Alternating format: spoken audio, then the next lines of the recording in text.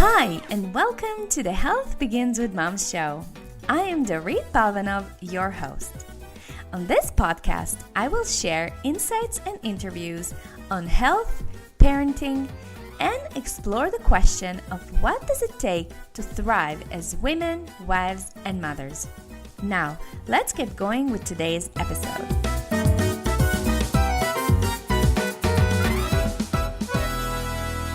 Hi everybody, and welcome to another episode of the Health Begins with Mom podcast, the place where moms and moms-to-be learn about health and wellness for women and children, and even more so, how to bring the message of health into our homes in a sustainable and practical way.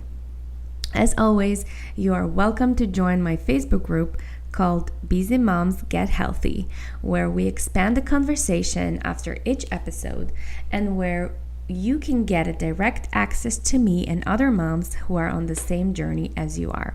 You can ask me questions, comment on posts, and share tips or recipes that you like and work for you. Today on the show, we are talking about infertility and specifically how to improve the chances for natural conception through food, nutrition, and lifestyle changes. I know many people, including some very close family members, who have struggled or are still struggling to conceive. Luckily, my husband and I got pregnant fairly quickly. However, we know people who have gone through painful treatments, hormones, medications, and one heartbreak after another. So my intention with this podcast is never to open wounds or make someone feel guilty. I did this interview to show people that there is something they might not even know available and works, which is nutritional and lifestyle changes that support conception. Unfortunately, the conventional medical community is not educated about this, so I hope this will shed some light and this message will get to the people who need to hear it. Now, since this is an extremely private and sensitive topic, it is really hard to tell someone you know is struggling to conceive what you've learned. Instead, just forward them this episode and say something like, I love you dearly and want to see you happy.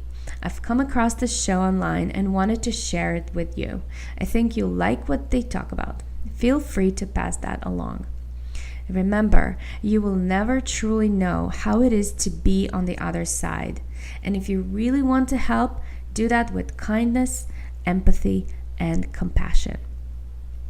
All right, now let me introduce you to today's guest. Barbara Rodgers is a certified nutrition consultant and board certified in holistic nutrition. She is an author, educator, and strategist for individuals and organizations who are interested in improving health through holistic protocols. In her private practice, Barbara works one-on-one with clients dealing with autoimmune disorders, fertility, chronic fatigue, and stress. The goal of Barbara's work is to elevate the level of awareness among the masses that integrative holistic healthcare options are often effective as treatment for chronic and severe illness. She is a living proof that even incurable diseases can be managed without toxic medical or pharmaceutical interventions. Now, without further ado, here's my interview with Barbara. Hi, Barbara. Welcome to the show. Hi, Dora. Thank you very much. I'm so excited to be here with you. Me too. I'm so excited to talk to you about this topic of infertility and conception and all of that juicy topic, because I know a lot of moms are struggling, and even if we're not struggling ourselves, for sure we know somebody who is struggling. Yeah. So I'm so excited to jump into that. Yeah. So I already introduced you to our audience, but I really, really want to know, and I'm so curious to know, how did you end up in healthcare and specifically in holistic nutrition? Well, I have to tell you that the last place I thought I would end up in would be healthcare, and especially holistic nutrition. I was not holistic minded at all, never used to watch my diet. I had a very successful corporate career for probably close to 30 years. I was an executive in financial services, and I suddenly lost my job in a corporate reorganization and shortly after that started having all these neurological problems, ended up diagnosed with multiple sclerosis, and really struggled with that, was on a pretty much consistent downward spiral with MS symptoms over a period of about 5.5 years. And I had a terrible MS attack that really shook me up. And I said to my husband, look, I've got to do something drastic to help myself. I really needed to look outside the parameters of traditional medicine because it wasn't helping me. Mm-hmm. I was on all these really toxic pharmaceutical medications trying to control symptoms. And so I started to consider other modalities within healthcare, came across a holistic nutritionist, worked with her for 3 to 4 years. And really in the first year and a half, I started getting my mobility returned, my dexterity, mental clarity, my muscles were getting stronger, and I was regaining my energy. And it had such a profound effect on me to realize the impact that this was all from changing my diet. Yeah. And changing what I was eating. And I became so fascinated with it that I went back to school. And I graduated a little over 2 years ago as a certified nutrition consultant. And then a few months after that, sat for the board exam. So I'm now board certified in holistic nutrition. And what's really exciting for me is to feel like I'm helping people at a level that somebody helped me. So that's kind of how I got where I am. Yeah, I think a lot of us who end up in the healthcare, we get into it through our own struggles. So you're definitely not alone. It's true. I'm talking to so many other practitioners. You're right. We're really led here. You have to wonder if, the universe has some bigger plans for a lot of us, that bring us in this direction. Yeah. And it makes sense, right? How can we be so drawn to helping other people if we didn't experience the benefits ourselves? Yeah. Okay. So how did you develop an interest in infertility and pregnancy health issues? Well, that's kind of a funny story too, a little bit interesting, is I actually had an assignment while I was in school to pick a specific stage of life cycle that would be that could really be helped, if there were some dysfunction or problems, could be helped through nutritional protocols. And so, I did all my research and started digging around, and I had always been fascinated about the creation of life and pregnancy. And of course, I have 2 daughters of my own, and in fact, I have grandchildren. So I picked pregnancy. And as I really got digging into my research and realized how many, literally millions of women that are struggling with very useful guide for women dealing with these kinds of issues.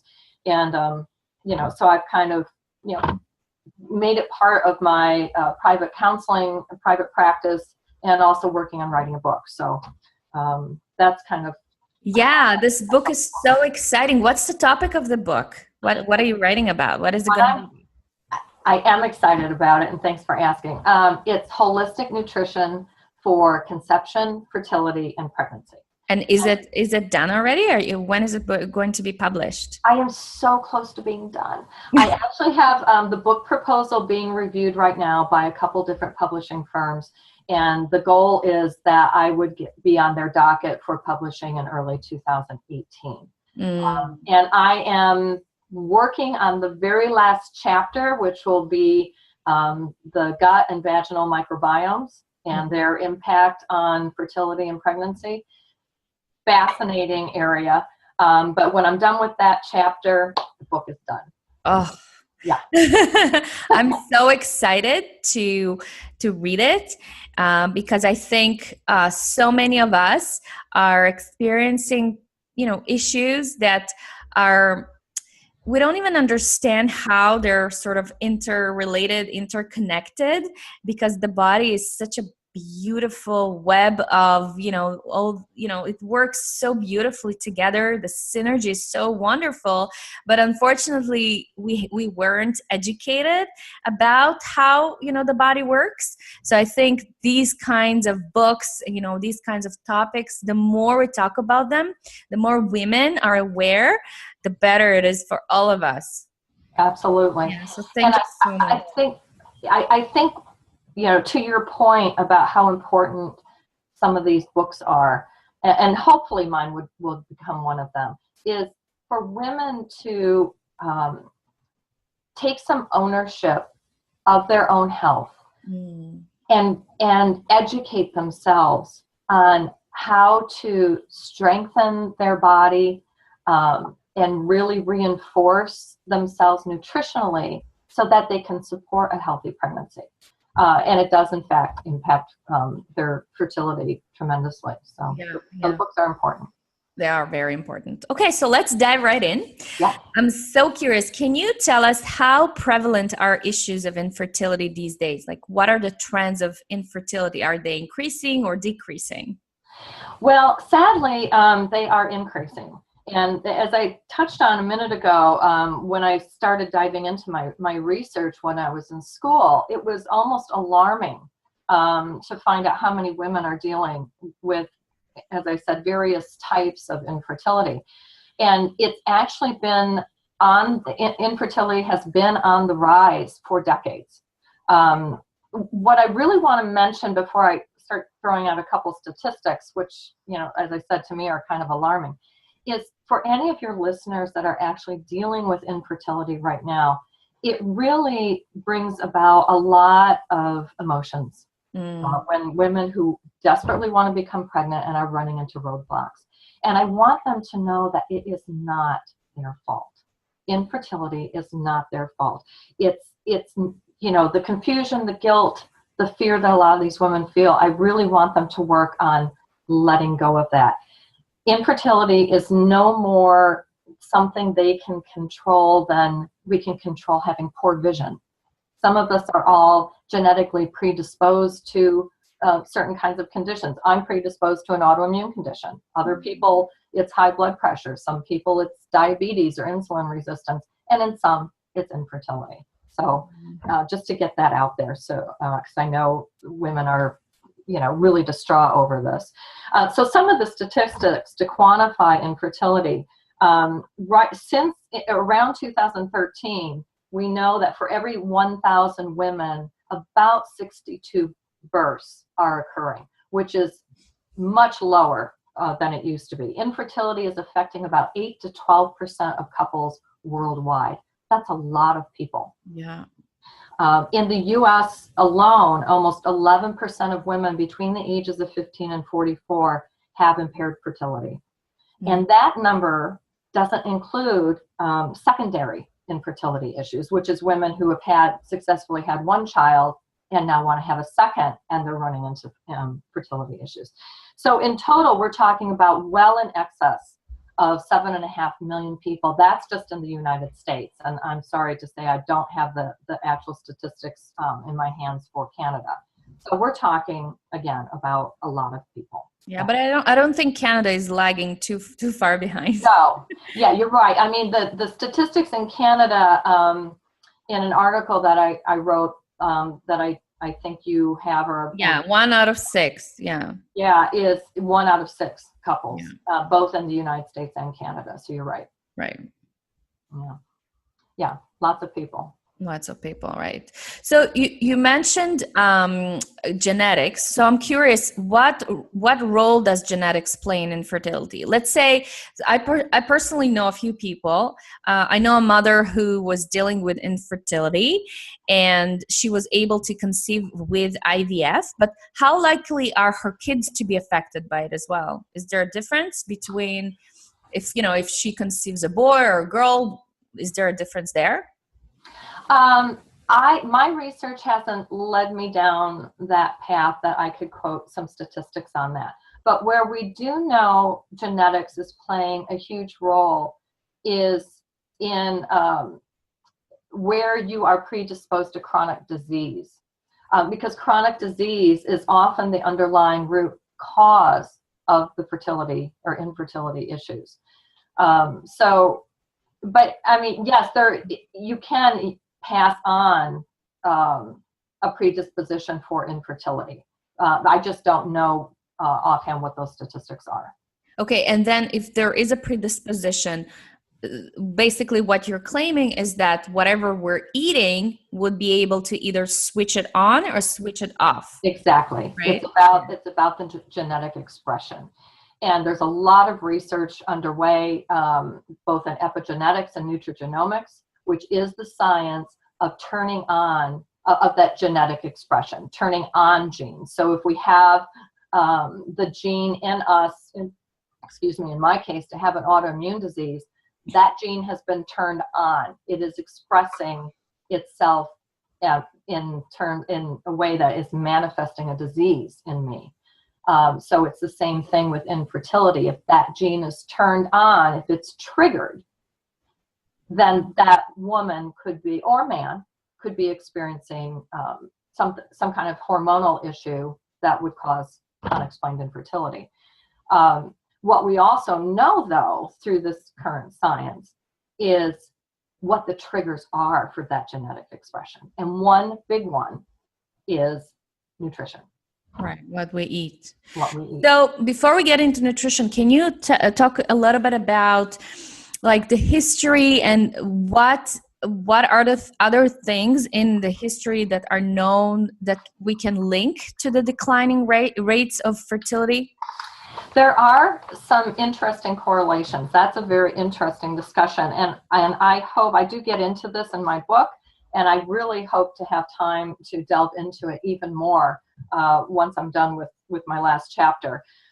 Because if we look, and there's a lot of correlations being made to the onset of chronic disease, the escalation of chronic disease over the last few decades. And infertility can be put into that category of chronic health condition, chronic disease. And the things that are being linked to the continuing escalation of disease has to do with what's happened to our food supply.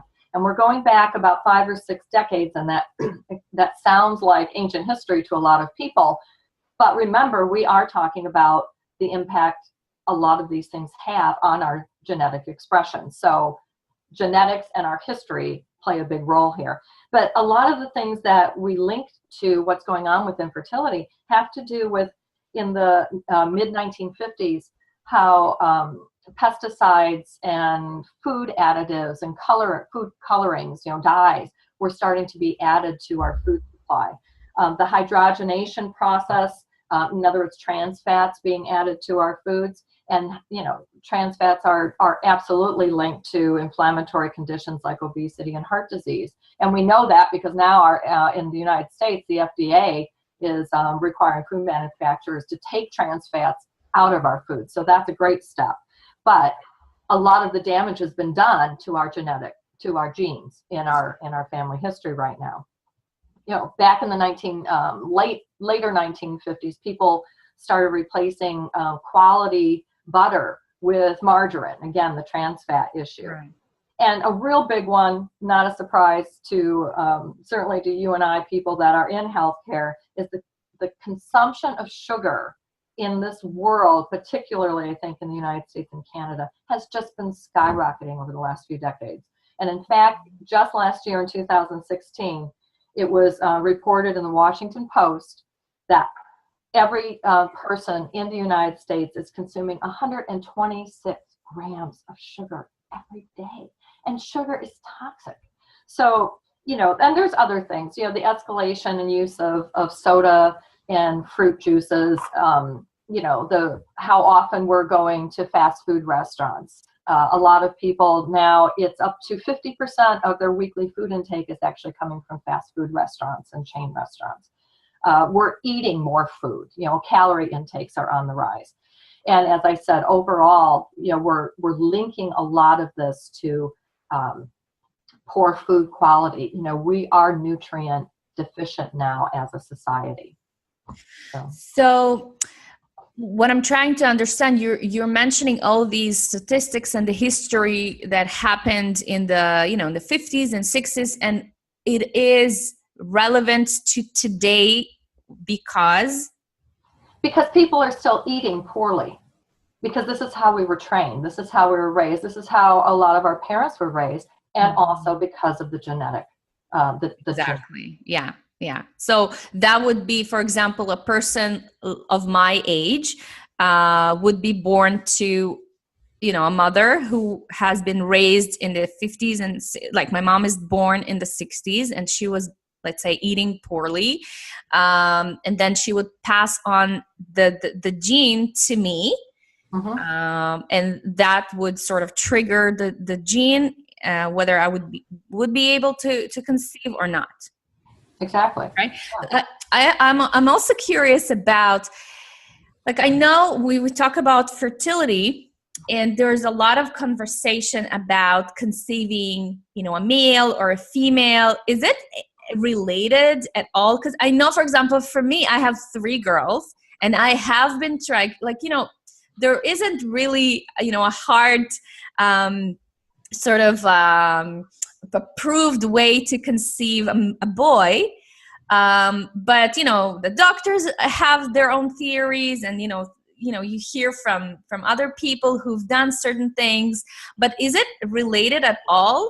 The difference in conceiving a male or a female, is it also a fertility problem, or it has nothing to do with it? I'm not sure it has anything to do with fertility, but I have not, my research hasn't gotten into that. Yeah, I'm not sure it has anything that's correlated to fertility issues. Okay, good. Just wanted to know. Yeah. You're planning something here. No, I know for sure I was destined to raise girls. That's definitely my destiny. And my mom also. I come from a family of girls, and I also have girls. As do I. Yes. Between my husband and I, we have 5 girls. And to go back to your story about what we're passing on to our children, my story is I ate terrible while I was pregnant. I talk about this in the book as well. I mean, my craving was hot fudge sundaes, and I thought I was going to die if I didn't get a hot fudge sundae every day. Both pregnancies. I gained an enormous amount of weight. I gained 50 pounds with each child. And I passed on insulin resistance to my daughter, and she had similar problems during her pregnancy. She's passed on insulin resistance to her daughter. I have a granddaughter who has blood sugar problems, and she's 8. Wow. So this absolutely is, food is powerful stuff. It is. So, okay, so let's talk about some of the more common reasons preventing women from conceiving. What are they? Yes. An important thing to start out with is the World Health Organization defines infertility as a woman who has been unsuccessful getting pregnant after 12 months of trying. So, but what we also know with research is that a lot of those women do get pregnant during their 2nd year without any medical intervention. So, so there are some hopeful statistics in here too for women that are still in their 1st year trying to get pregnant. So don't be discouraged, if you're trying, and you've been trying for 6, 7, 10 months, because statistically you have a good shot of getting pregnant during your 2nd year. And I'm hoping that with some of the tips that we can give maybe today if we have time, and certainly in my book and a lot of other books, if they change their what they're doing nutritionally, they can avoid some of these problems that are causing infertility. So some of the main causes, the most common ones that are being seen, are conditions like endometriosis, which is an inflammatory condition. It involves imbalance in the gut flora. 30 to 40% of women that have endometriosis are having problems with fertility. Dysmenorrhea or amenorrhea, of course, irregular menstrual cycle or a complete absence of a menstrual cycle, hormone imbalance. PCOS is another very common one, polycystic ovarian syndrome, which is symptoms of irregular periods or no period, and also high levels of the androgen hormones, which is going to cause them to have a lot of facial hair or body hair. And PCOS also, by the way, a very common symptom that goes along with that is insulin resistance, which we definitely know is nutrition related and can be controlled through nutrition. So ovarian cysts, there's a strong association just with insulin resistance, even if it's not connected to PCOS, insulin resistance by itself, or just other poor diet issues. Digestive issues, candida overgrowth or other small intestinal bacteria overgrowth can cause infertility, other parasites, other types of gut flora imbalances, even allergies can affect the immune system to the point where it's dysfunctional, affects the hormones, and will cause a woman to not be able to conceive. Another very common one is bacterial vaginosis. And it is the most common vaginal disorder among women, and again, in that reproductive age of 15 to 44. And that's very much associated with infertility, as well as preterm births and endometriosis, or also pelvic inflammatory disease. So those are the things that seem to be most commonly linked to incidence of infertility. Okay. And how about men? Like, how often is the man the main sources of infertility? Surprisingly, that's a really important question asked, because surprisingly, very common. And it depends on whose statistics and research you're looking at, but men account for infertility, solely the man being involved in infertility, 30 to 50% of the time. Oh. So if a couple is not getting pregnant, within a couple of months, I would say, go get him checked out as well. And that very commonly is due to low sperm concentration, poor motility of the sperm. They're not swimming. The guys aren't going where they're supposed to go. Or also abnormal sperm development are the three big ones that we see in men. There's a very interesting statistic I came across too that your listeners need to know about. And it has to do with men who, in a study, they had men who were having fertility issues discontinue use of over-the-counter medications, pain relievers, antibiotics, and in some cases they were on prescription medications for chronic conditions. And they had them get rid of all of that. And in 93% of the cases, their semen quality improved to the point where they could now conceive. Wow. And there was, yes, 93%. And an 85% improvement then in conception rates. So women, get your men off of any prescription medications and over the counter. I mean, that's how powerful. And those things affect our gut flora balance, and it goes from there. And, oh my gosh. I can't wait for this podcast to go live so that I can just tell people, listen to this, just do that. Just do that. I mean, there's just some really simple things that people can do to try and reverse their situation. Right. I mean, it's so sad. Yeah, it's so like, I find it so ridiculous that we don't associate these things, right? It's like the body, it's like we treat the body as like a separate entity from our souls and from the way things are working in the body. And it's just so, like, sometimes I feel angry about that.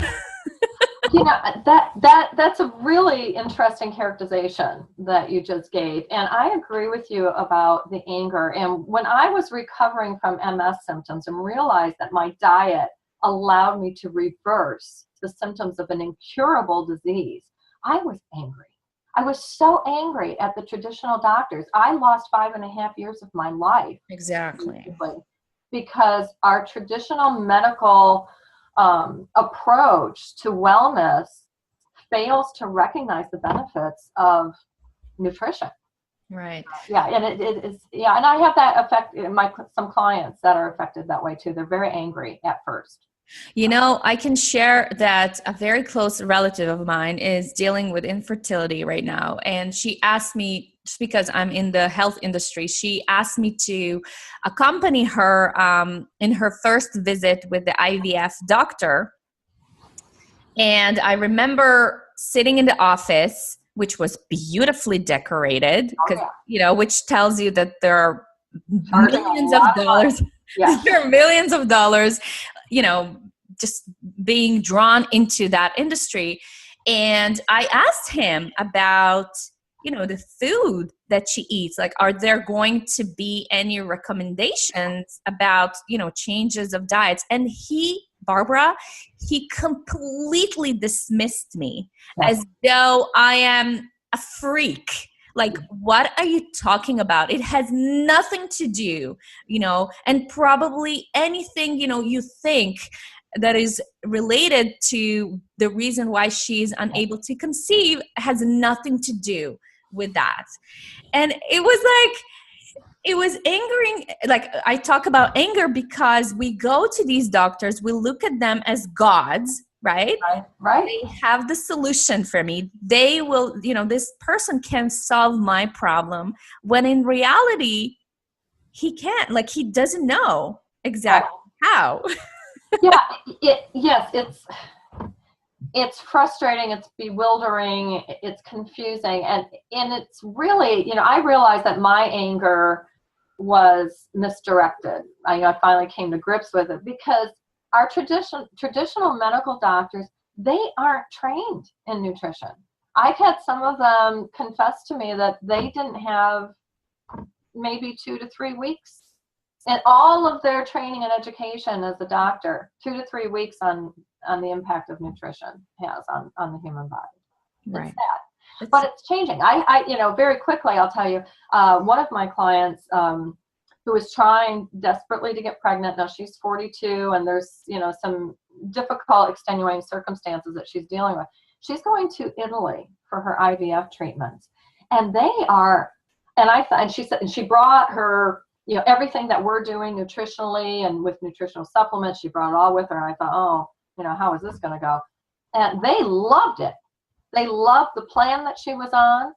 They tweaked the supplements a little bit, you know, to fit with their protocol, but they were all over the nutrition and the supplement regimen in another country. So I found that very, very interesting. Not here, and, you know, not in the Northern Hemisphere. Yeah, it's unfortunate. Yeah. Okay, so let's get back to men. I want to ask you, like, you've mentioned that man can be statistically can cause 30 to 40% of infertilities. Yeah. And I want to take you to a very interesting, and this would be the emotional component of how, as a woman, can we deal with men.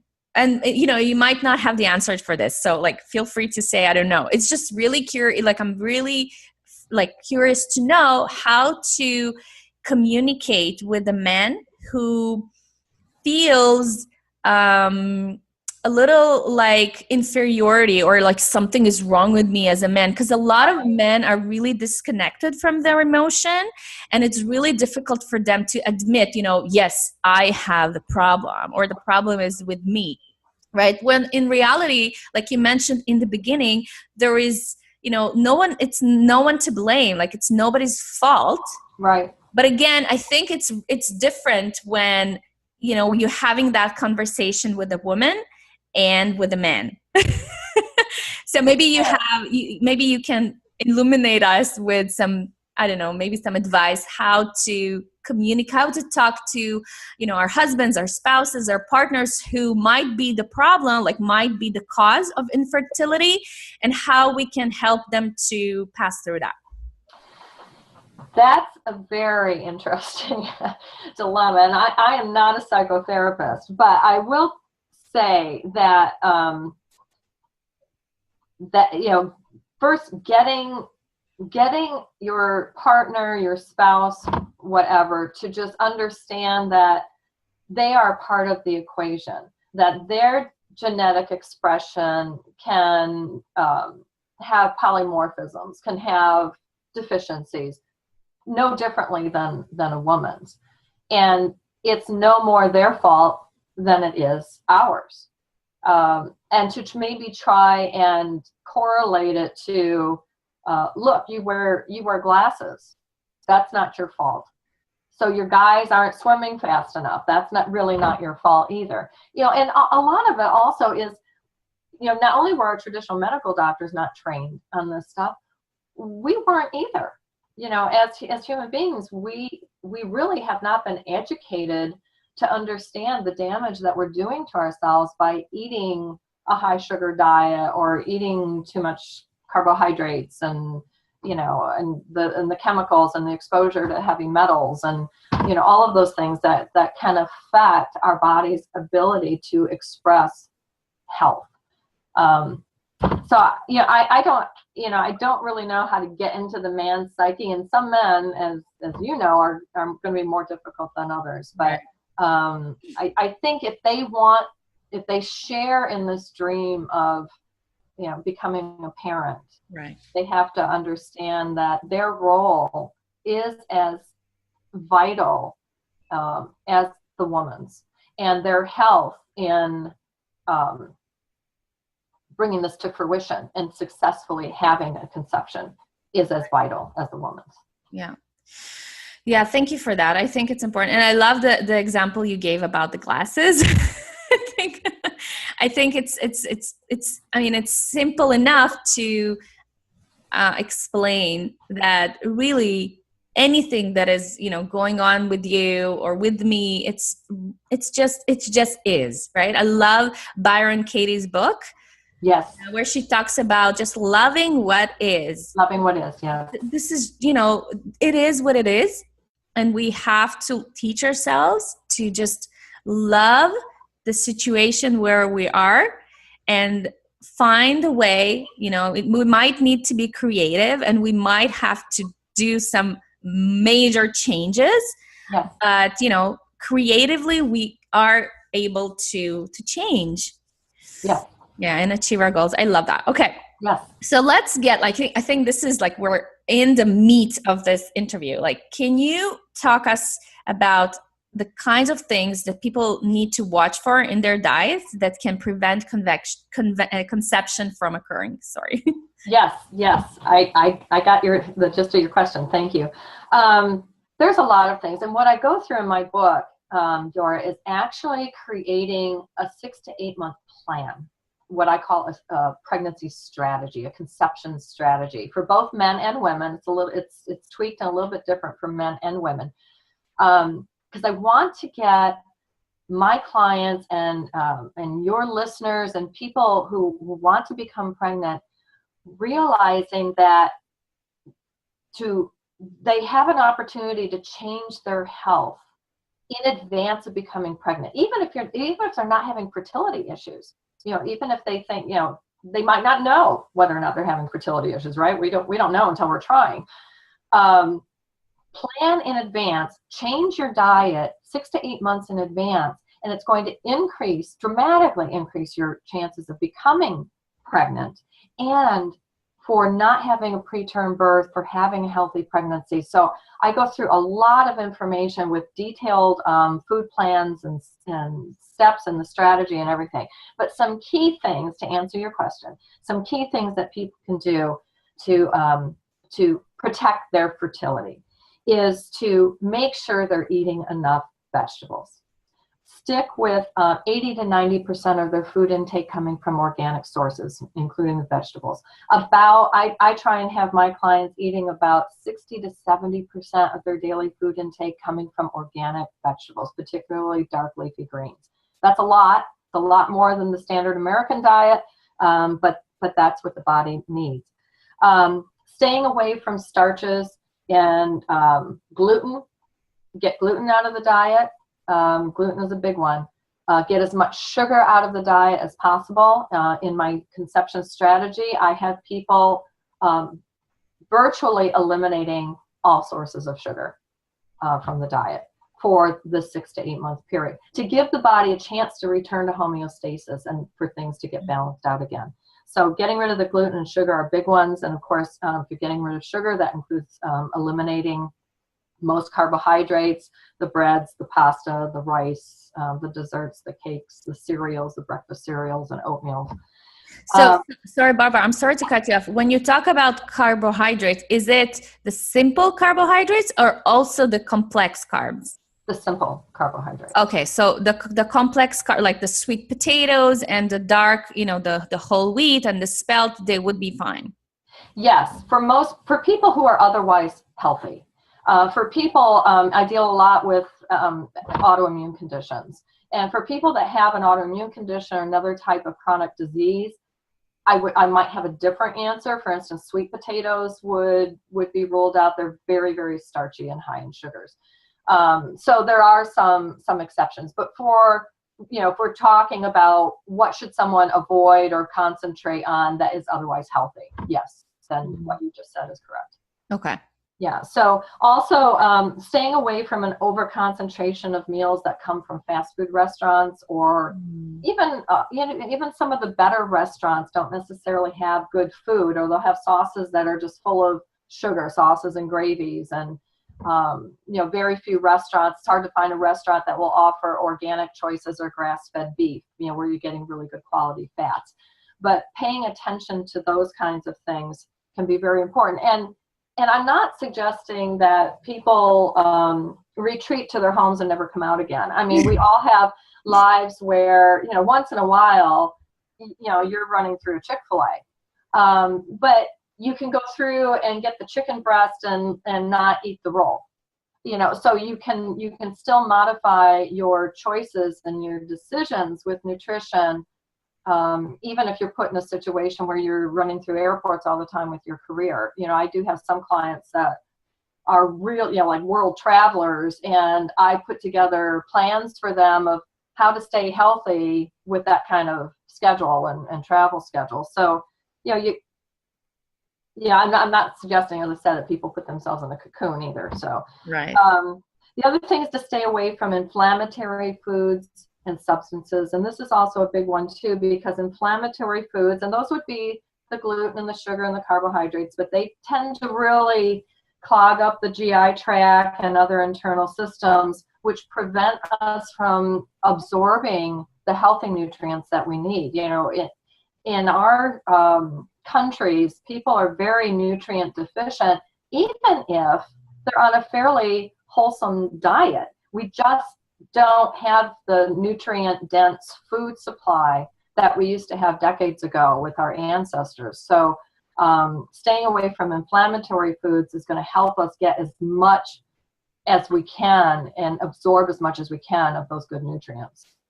So an interesting statistic that I came across relating to this in gluten sensitivity is in the book, The Anti-Anxiety Food Solution by Trudy Scott. And she says that 5% of unexplained fertility, which is quite a few people, remember we're talking about millions of women, 5% of unexplained infertility is linked to gluten sensitivity. And a lot of times people don't realize they're sensitive to gluten until they get rid of it for a while. So just an interesting little thought there. But those are some of the key things that I would suggest. Okay, and if someone has been eating those things regularly, how long do they need to have them out of their diet before the body is ready for pregnancy? Again, going back to the strategy and the plan that I put together in my book, about 6 to 8 months. And that's for somebody, again, who is healthy. It's a much longer time frame if we're dealing with someone who is trying to reverse symptoms of a chronic disease. Like in cases of autoimmune condition, depending on how deeply rooted the symptoms are and the dysfunction in the immune system, it could be 2 to 3 years. But it can be done. That's the key thing. Yeah, I love that. I love the feeling of empowerment, that there are things that I can do and I don't have to only rely on being injected with hormones, or because I would be freaked out. I don't know how people without being judgmental, it is such a difficult and stressful process to go through, both physically and emotionally and mentally. I love the fact that, we have the ability to change, our bodies with food, just simply with what we eat. And that's the whole point of why I wrote the book, is so that people understand that there is an alternative out there. There is hope. And I, to your point, I think it probably is unbelievably scary for a lot of women to resort to IVF and to hormones and treatments. But I think they're that desperate. And, they're that desperate to achieve pregnancy. And I understand that desperation, not relating to pregnancy, but I was feeling that desperate with my MS symptoms. And, it drives you to look for alternatives. And I want people, as I know you do, to start looking at nutrition as a viable alternative. Right. It is not a simple solution. It's not an easy one, in terms of there are a lot of things that need to be changed. When it comes to food, I think the hardest thing is to give up those comfort foods, the things that emotionally are there to soothe us. Yeah. That's, I think, the really hard thing to do. It's not really, incorporating the vegetables. It's letting go of the milk or the dairy or the cheese that is there, that I resort to for years, when I'm feeling sad or depressed or scared. And all of a sudden, I don't have that anymore. So what am I going to do? Like, how am I going to cope with these emotions? So again, I think, looking after your emotional health has to be, a very viable part of this entire process. Absolutely. Your mental health, how you think about things. Stress is a huge factor. To eliminate stress, there's a lot of lifestyle components to this that also affect fertility. Somebody's under, incredible chronic stress. Their hormones are probably out of whack. Their adrenal glands are shot, and that by itself can cause infertility. Right. There's also a huge topic, and for sure I'll bring another expert on. I'm not sure if you can help, but there are a lot of women who are dealing with miscarriages, like one after the other. I don't know if it's really related to fertility, because they are clearly able to conceive, but there is an issue with maintaining and keeping that pregnancy. So for sure, if you know anybody who specializes in miscarriages and how to help the body keep the pregnancy, then for sure. But I know that this is another struggle for women other than infertility. Well, yes, you're right. And miscarriages are also linked to nutrient deficiencies. So it's very, very relevant to talk about that area. And that's why fortifying the body, changing your nutrition 6 to 8 months in advance, it strengthens the quality of the woman's egg, and it strengthens the quality and the concentration of the sperm. There are quality issues here with both the egg and the sperm that can be dramatically improved by in advance of conception, changing your nutrition, because it affects the quality. So if you go into a pregnancy, the sperm is able to fertilize the egg, but it might be very weak. And so there's, right from the get-go, there's nutrient deficiencies, or there's too little omega-3 fats that are drawn on, right away in the beginning of a pregnancy to start building all those tissues and everything. And if they're deficient, then all of the messaging is wrong right from the beginning. So the pregnancy is going to eventually fail if you have those weaknesses and those nutrient deficiencies at the outset. So, okay, thank you so much for that. And can you talk a little bit about other factors besides diet that can contribute to primary and secondary infertility? Yeah, well, and we've mentioned the big one, really. Well, there's a lot of big ones, but one of the big ones is getting rid of stress, or trying to minimize stress for people who know. And it doesn't. We're not talking about, gee, if you're not in charge of the United Nations, then you're not possibly under that kind of stress. It's how each individual's body, how your stress response is activated and turned off, and it's in your biochemical individuality and ability to turn off the stress response and not have it impair your immune system. So stress is important to anyone who is feeling it, no matter what your life circumstances are. Another one is to get rid of exposure to any heavy metals, cigarette smoking, whether it's secondary or you're the one smoking, big one. Alcohol? Pardon? Alcohol? Excessive use of alcohol, yes. Excessive use of alcohol, and we're talking excessive, not the person who has one glass of wine a day. Right. But excessive use does a lot of damage, both to brain neurons and other tissues, and certainly to the gut flora. So that's a big one. Recreational drug use. What I say in my book is, look, if you can't give up any drugs that you're using recreationally, then you're not ready to be a parent. That's just my view. Oh my gosh, I love that. Thank you so much for mentioning it. I agree 100%. Yeah, I think that, to me, what I say in my book is that's a showstopper. Exactly. And same thing with cigarette smoking, actually.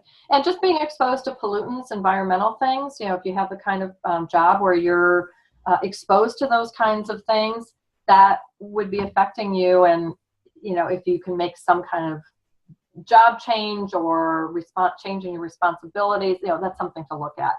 And then the last one, and a lot of this goes overlooked, like so many things that we've discussed today, is deal with any ongoing chronic infections you have. If you have chronic sinus infections, if you're plagued by urinary tract infections, prostate, lots of people are dealing with sexually transmitted diseases. Deal with those, get them under control, because those are signs of ongoing inflammation in the body, which will impact your fertility.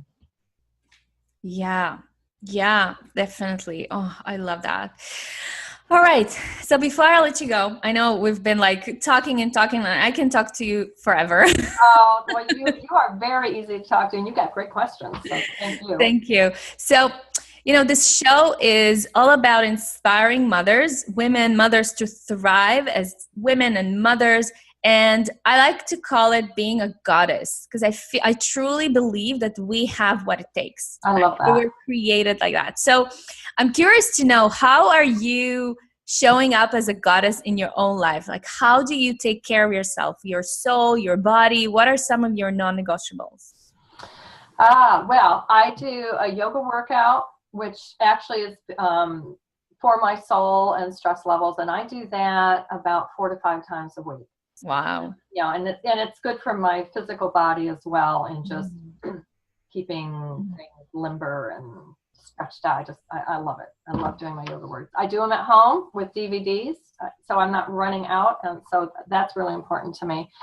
And I get on my elliptical, and I also do rebounding, which actually is excellent for your lymph system and your immune system. So I do that.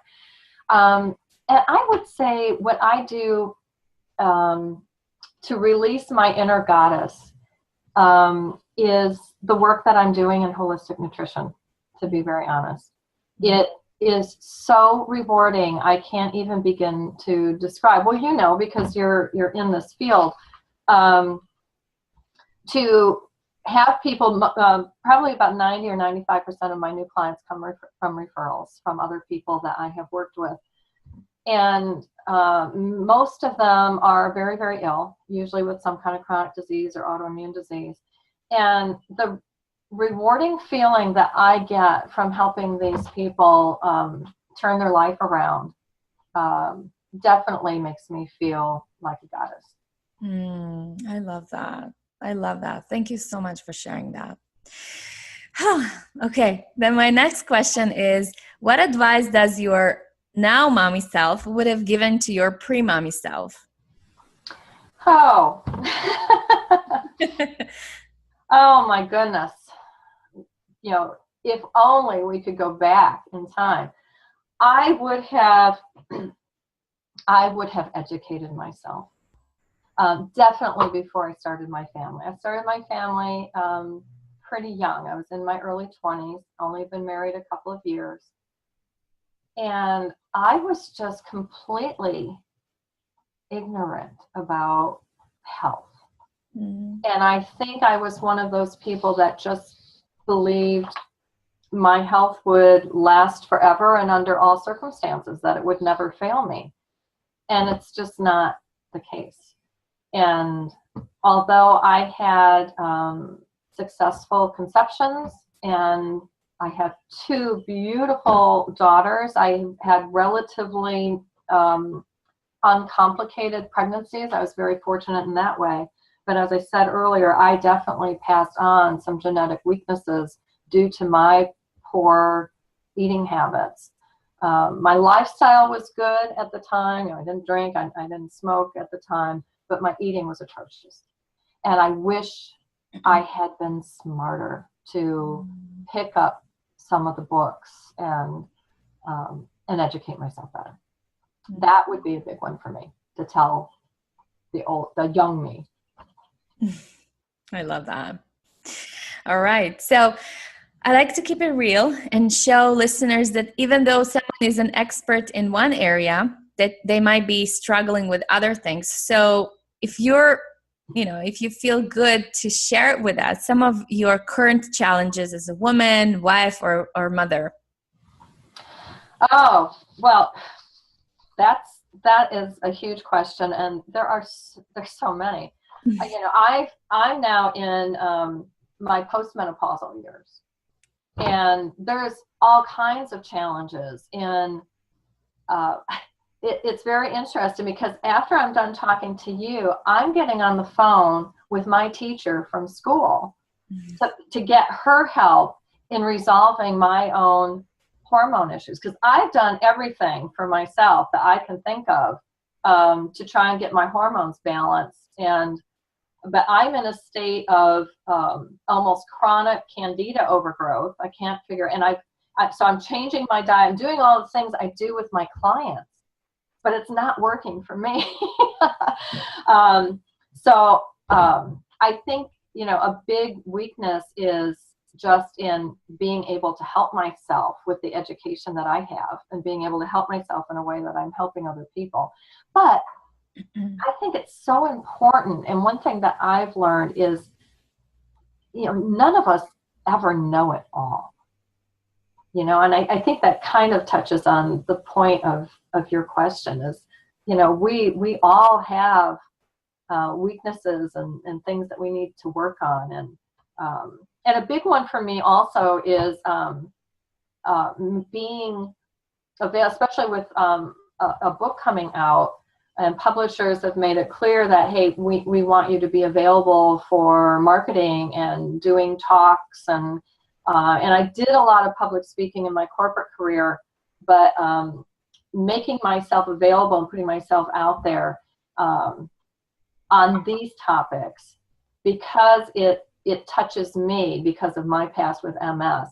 It's worked for me to go out and put myself out there on these topics. So. Okay. And to end on a happy note, yes. What do you find? Well, it's not really happy. But the question is, what do you find particularly annoying? That's just so that we finish with a laugh. What do I find particularly annoying? Oh, let's see. The first one that pops into my mind wouldn't be something we'd laugh about. I find annoying people who, well, this really isn't funny either, I guess, but People who are so closed-minded and they don't want to even consider the smallest possibility that they have control over the direction of their health. Yeah. They just don't want to know about it. They don't want to give up the food that we kind of talked about that. So that gets under my skin because there's so much control that we can have by, realizing the power in food, and it is empowering for us. So that's a big one for me. Not allowing us to end on a laugh, but All right, thank you so much. Okay, before I let you go, can you talk about the blog post that you've written for my website for Health Begins with Mom, and also the freebie? I love that. If you can. Yes, I will. I'm happy to. The blog post is really a summary for people that poor nutrition, I think the title of it is poor nutrition linked to infertility? Yeah. And the whole article really sets the premise that yes, poor nutrition is linked to infertility. And it cites some of the statistics that I've given here and some of the causes, the known causes for infertility as it relates to nutrition. So that's really what the blog post is about. And it's really more of an introduction to the topic, hopefully to spark some interest in your listeners and readers and get them wanting to educate themselves further. And with respect to the book, was it you asked me about? No, there is a free download. Yes, the PDF. Yes, the PDF there's 2 pages for women and 2 pages for men, and it's also a summary for those who want to consider implementing a pre-conception strategy, as I call it, their 6-month conception strategy in advance of trying to conceive, and giving them some steps of what they should do as part of their strategy, how to improve their health and their lifestyle, and what things they should focus on. And it's a little different. As I said, there's one for men and one for women. They're a little bit different. There is some overlap, but some unique things for the different genders. So I've went over it, and it's pretty simple to implement. It's not easy, but it's simple. Yeah, some things that would be tough for some people. Yes. Right. So how can people connect with you? Where can they find more information about you? All of that. Your website. Yes, my website is nutritionlifestrategies.com. nutritionlifestrategies.com, and they can email me right through the website or directly at barbara@nutritionlifestrategies.com. And I would love to hear from any of your listeners that have questions or want to talk about anything that we've talked about here. I welcome the communication.